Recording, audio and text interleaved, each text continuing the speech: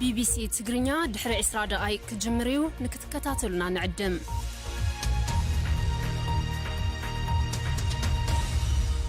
كون سجنتا BBC أفان أوروموتي نولين ترى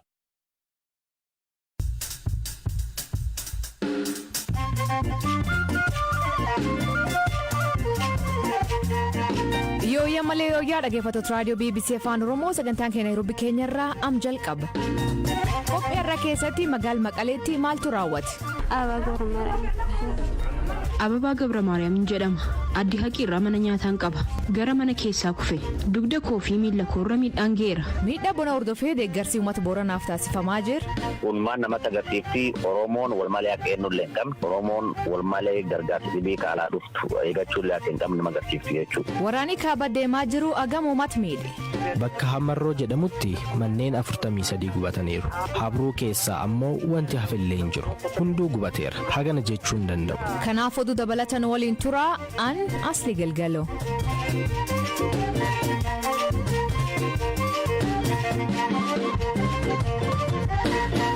Dhaggeeffattoonni oduutiin jalqabaanii magaalaa guddoo naannoo Tigraay Maqaleetti haleellaan qilleensarra raawwatamu maddeen garaagaraa gabaasaa jira.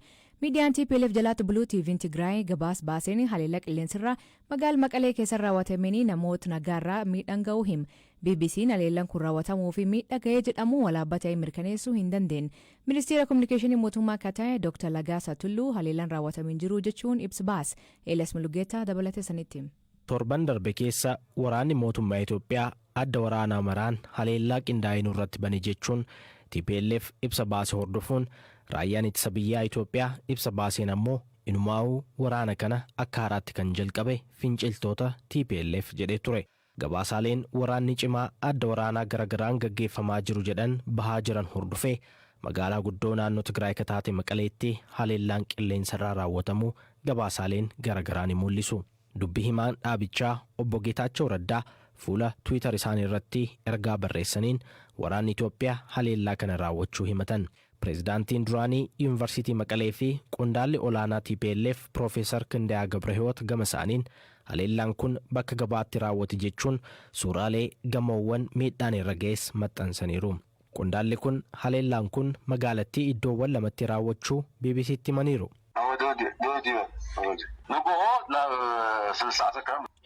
Ganama keessaa sa'aatii 3tti dhufanii haleelan.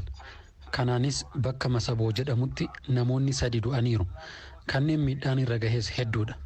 Itti aansee bakka gabaa hoteela Plaanet jirutti haleellaa raawwatan.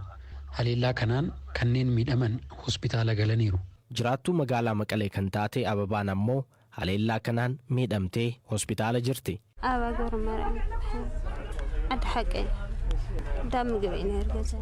Ababaa Gabra Maariyaam jedhama. Addi haqiirraa mana nyaataan qaba. Gara mana keessaa kufe. Dugda koofii miila koorra miidhaan geera. Manni koo qarqaruma gabaa kanaatti argama. Akkamiin bakki gabaa fi manni jireenyaa haleelamaa? Bakka gabaa daa'imman jiran. Jiraattuun miidhaan irra ga'e kan biraan BBC'n dubbisee Wintaa Mulugeetaa jedhamtu ammoo bakka Daddabiit jedhamu daandii gubbaa wayita turte xiyyaarri dhufee haleellaa jalqabuu akka agartee himti. Kanaanis harkaa fi mataa isheerra miidhaan irra gahuun hospitaala galtee akka jirtu himteetti. Jiraattonnii fi rogeeyyiin suuraawwan miidhaa haleellaa qilleensa kanaan ga'e jedhan marsaalee hawaasaa irratti maxxansaa jiru. BBC'n haleellaan kun raawwatamuu fi miidhaan ga'e jedhamu walaba ta'uun mirkaneessuu hin dandeenye. Ministeera Kominikeeshinii mootummaa haaraa hundaa'e kan ta'an Dr. Lagaasaa Tulluu haleellaa xiyyaaraan raawwate jedhame irratti Rooyitersiin gaafatamanii taateen kun raawwachuu haalaniiru.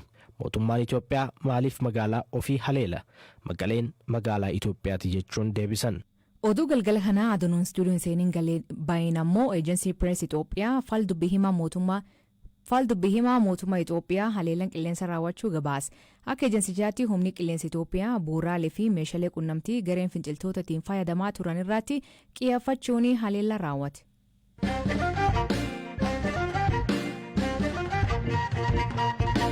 Dhimma waraana Tigraay wal qabatuun mootummaan Itoophiyaa waraana finciltoonni TPLF Itoophiyaa diiguuf bane ofirra qolachuu fi dhimlamee hundi ilaallatu jedha. Ministeerri Kominikeeshinii mootummaa haaraa hundaa'e kataan Dr. Lagaasa Tulluu ibsa erga muudaman yeroo jalqabaaf kennaniin haleellaa gareen finciltoonni kun raawwataniin lammiilee nagaa 30 ajjeefamuu himan. Akka hangaawaan kun jedhuutti TPLF dheen kana haleellaa gamkaa Walloo fi Afaan raawwateen dulcima geeggessaa jirraa jedha. Abbaa ijoollee 5 fi qe'ee isaanii Walloo aanaa Habruu irra baqachuun magaala Kombolchaatti dahatanii kan jiran BBC takimanitti bakki isaan irra baqatanii dhufanitti manneen hedduun ibiddaan barbadaa'u dubbata.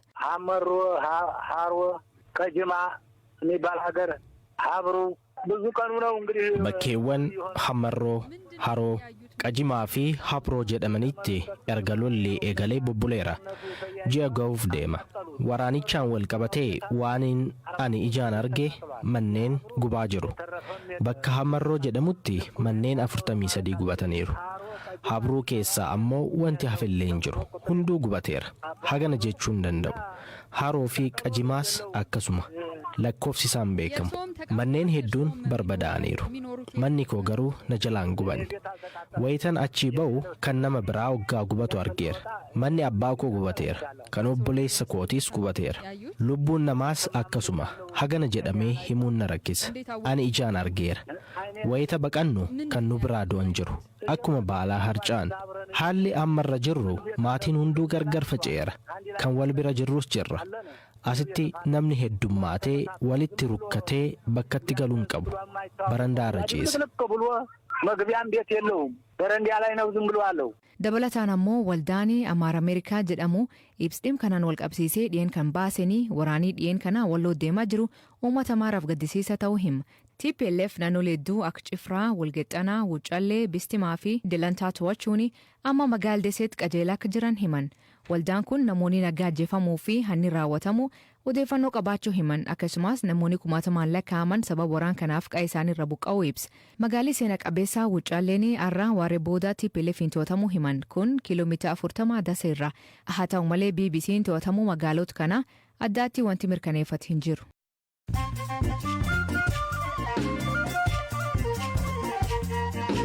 Dhaggeeffattootni kan dhaggeeffachaa jirtanii sagantaa raadiyoo BBC Afaan Oromooti. Amma oduu gabaabaa addunyaa isaanii dhiyeessa.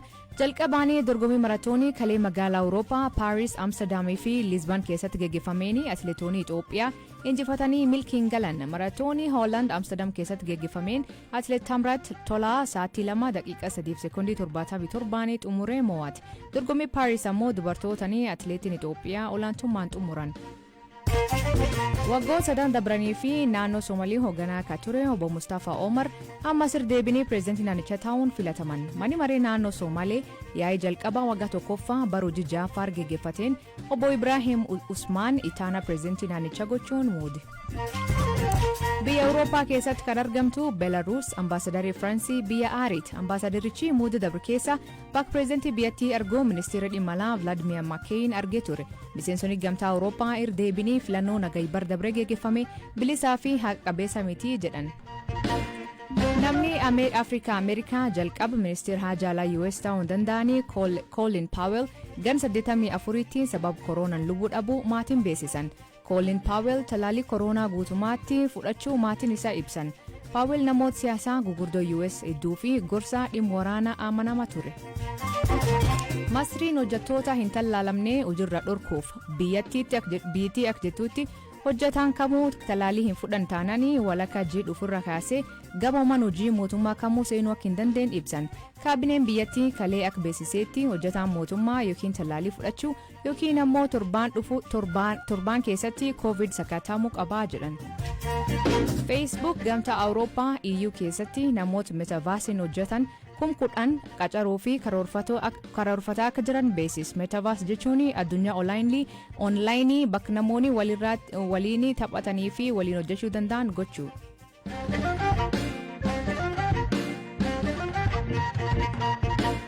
Miidhaa bonii dheeranii godina Boorana keessatti geessisu hordofee duul deeggarsaa miidiyaa hawaasa irratti eegaleenii gargaarsi argamaa jira. Namoonni hordoftoota hedduu miidiyaa hawaasa irratti qabanii fi dhalatoota godina Boorana kataan akka Miskiree Mengistuu, Firaa'ol Kabadaa fi Jaatanii Bonayyaa bankii walitti banuunii uummata kanaa fi maallaqa walitti qabuu jiran. Injiiniyaa Jaatanii Bonayyaa adeemsa kan irratti waan arge akkanaan hima. Uummati keenya akka dansa wal qarqaaru irratti hamilee qabaachuusaa uummata wal jaalachuusaa alaaf keessallee uummati Oromoo sablammiin dhibiillee namni naasu walii qabaachuusaa harmi irratti wannaan arge akkuma hidhossan qorsa dhokataa jedhan kaanii yoo namni rakkoo jirtu sun dhoffateen taa'ini namni wal qarqaaru irratti ammallee yaadi namaa akka dansa ta'e. Fakkeenyaaf eegi rakkoon tun gabbaatee waan akkanaa jiraa kun bonaayyaa miidhamnee horiillee miidhamee jedhee namni rakkotan dubbatee rakkoon tun gurri biyya buutee mul'atte miidiyaan adda addaallee accidentaa waan kan gabaatee namilleen ka sirkaalaallee dhaqeellee rakkosullee kaleellee yalaalee hadhibi ammoo uummatii olla heennaa akka uummata konsoollee jirtiin marra bitaanillee uummatti gumaachee arguu jira hamma akka malee galateeffachuullee garuu uummati keenya fuula jirtu ka guddoo wal qaabatee garalaafummaa jaalan guddoo agarsiisanii fi ulfaadhaa edhaanii. Jaatoo wanta sarka qabdanii mee maanti san kakkaas akka dhalattoota godina Booranaa ka Finfinnee kee jiraatanii akkamiin kaatanii dool kan jalqabdan? In argina waan uummati seen keessa olee buliin argina wanni kunimee akka malee ulfaatte ammoo xiyyeeffannoo miidiyaa dhabdi rakkoon uummati kun kee jirin dhokatte waan kanatti uummata kun rakkoo hamtu kee jira rakkoo uummati kun kee jirtana gabbaasuu mallee jechuun karaa kamiin furuu dandeenya hayri qarayaallee waan kana uummata dhageessisuu mallee sirkaal dhageessisuu mallee kanaafu nu waan kana beeksisuu qabnaa jenne nama sooshaal miidiyaa irratti followers hedduu qaban ilmaan saba Oromoo kafula adda adda jiran waan kan waliin qoodachuu eegalle. Godini Booranaa aanaleedduuf keessa qaba akka warri rakkate alaatti namni akkamiin qooduuf deemtan waan kan mee? Godinee dhuguma aana qabaa aana hudhanii sadii akkas qabaana suuqee sagari 11 jajjaba jira nu ammoo fula cuf geennaani warri godinni jiru kore taakspoortii jedhanii jira kaafula rakkoon jirtullee beekan kaafula uummati nu beeku uummati kunini fula hir'amtuu namni achi jiru haynii achi jiru waliin mari'atee jaarsi biyya waliin fula hir'amtuu jechuudha fula hir'amtuu qajeelu mala wal gaafatee akkasiin itti deemaa jechuudha. Uummata akka dansa beeka uummattuunitti warra fayyaa irraa warra gara achi jirtu fayyuurra qulqulleessaa ta'e fula itti waan namaa malee. Galatoom jaatanii. Horii goleetillee baadhe. Akkuma keessaa biyya larraa deemsin akkanaa geggeeffamaa jira. Ababtaamoo Abdii goofaan jalqabuun ammaatti doola 22 ol uummanni walitti qabuu hima. Uumaan namatti agarsiifti Oromoon wal malee akka eenyullee hin qabne Oromoon wal malee gargaarsa dhibii kaalaa dhuftu eeggachuullee akka hin qabne nama agarsiifti jechuudha. Rakkoon godina kan keessatti waggaa waggaan deebiti rakkoon bona honiin yoo cufaa lafti bisaan hin qabdu yoo bonii dhufu kana namni guddoo miidhamaa namaaf saayilleen guddoo miidhamaa fuulduraan akka dhalattoota godina kanaa maaltu ta'amuu qabjetanii yaaddan? Ammasitti namni kenna waan tokko hubachuu malee bokkaa dhabuun yookaan gogiinsi lafaa sila beelaa nam saaxilu hin malle. Lafa Ameerikaa kan lafa guddatti filate ta'ee gideemti daraawutii waggaan jira. Kaalifoorniyaan, Arizoonaan, isteetii Texas kun waggaan gogee muki kucuutti gogee bisaan goganii waggaan ibiddi guddaan bira hagam akkasuma muki cuftii goggogee ammoo takka namni hin beelo gogiinsi lafaa yookaan ammoo bokkaan hafuunii sila nam beelessuun malle otoo mootummaan dura waan kan qophaa'ee akka inni kun gara dhufuu jiru foorkaast tolchanii bishaan nyaata kanamaaf sa'aallee qopheessanii sila namni akkas beela'uun malle lafti kun akka ta'etu lafa bal'inaan gammoojiti ummati kennu ummata horsiifatee bulaa yoo bokkaan irraa xiqqaate marraa bishaan hin qabu yoo marraa bishaan hin qaban horiin isaa bulee hin qabu. Kanaaf odoo mootummaan sila gooma kan mootummaan sila horsiisee bultummaa ummatti uffatee bulkan sila akka ummataan laalu akka lammii biisuunitti odoo mootummaan laal jiraate dursanii eelqotuun buuyyoo tuuluun midhaan horii nyaatuuf kan namni dura qopheessuun rakkoo kan sila prevent tolchuu hin danda'an. Rakkoon tu waggaa dhufullee num deebiti waggaa ittaantullee num deebiti maaf jennaan akka lafii keessuun jirutti akkasin mootummaan qophaa'uu qabaa. Galatoom ulfaadhu abtaamu. Jireenyi hawaasa horsiisee bula Booranaa caalmanii horiirraatti waan hundaa'uu fi bar dhufe dabruun roobii yoo afuu yookiin yoo xiqqaatu hongeen uumamee beelaaf saaxilaman. Torba dabree injiiniyaa Haayilemaariyaam Kabadaa ka dubbisnee ogeessa bisaan laf jala ka ta'e godina Booranaa keessatti akka lakkoofsa Itoophiyaa bar 1998 qorannoo geessisaniin godina Booranaa keessatti bisaan baay'een laf jala jiraachuu himan. Bisaan kana mootummaaleen Itoophiyaa ammallee deebi'ee akka hojjetu himanii turan. Dhaggeeffattooteenna sagantaan keenyaarraa aganumaa nu waliin turuu keessaniif ulfaadha isaniin jenna. Oduu dabalataa website keen BBC News Afaan Oromoo irra dubbisa. Taallenii Facebook teen BBC Afaan Oromoo irraa laala. mammaansi galgal hanaa habariituu jedha ballaan kabariituu in agarre hiikan isa maanii kooment keessatti nu beeksisa sagantaa kan qopheesse Elias Mulugeeta gam teknikaatiin Mubaarak Abdallah keessaniif dhiyees an asli galgalooti agborii saatii akkana nagaa ahee bulaa.